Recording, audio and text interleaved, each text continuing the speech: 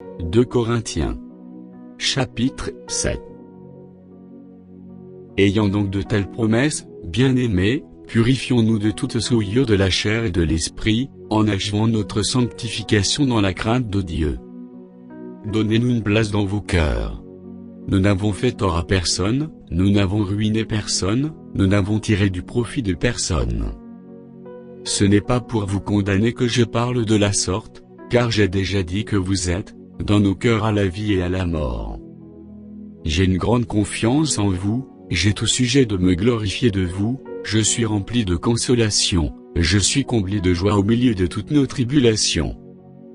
Car, depuis notre arrivée en Macédoine, notre chair n'eut aucun repos, nous étions affligés de toute manière, lutte au dehors, crainte au dedans.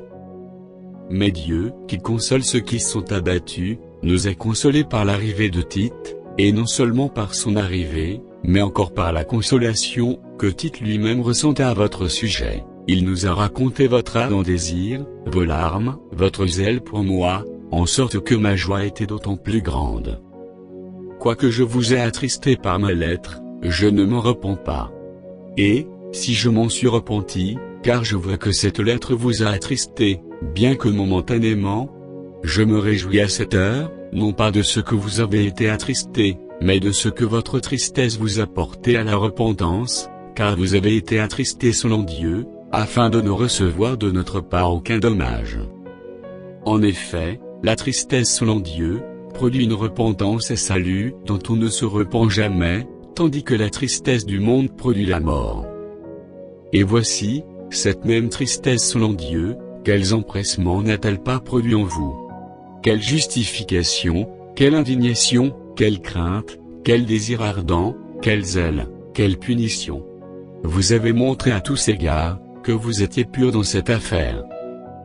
Si donc je vous ai écrit, ce n'était ni à cause de celui qui a fait l'injure, ni à cause de celui qui l'a reçue, c'était afin que votre empressement, pour nous fût manifesté parmi vous devant Dieu. C'est pourquoi nous avons été consolés. Mais, outre notre consolation, nous avons été réjouis beaucoup plus, encore par la joie de Tite, dont l'esprit a été tranquillisé par vous tous. Et si devant lui je me suis un peu glorifié à votre sujet, je n'en ai point eu de confusion, mais, comme nous vous avons toujours parlé selon la vérité, ce dont nous nous sommes glorifiés auprès de Tite s'est trouvé être aussi la vérité. Il éprouve pour vous un redoublement d'affection, au souvenir de votre obéissance à tous, et de l'accueil que vous lui avez fait avec crainte et tremblement. Je me réjouis de pouvoir en toute chose me confier en vous.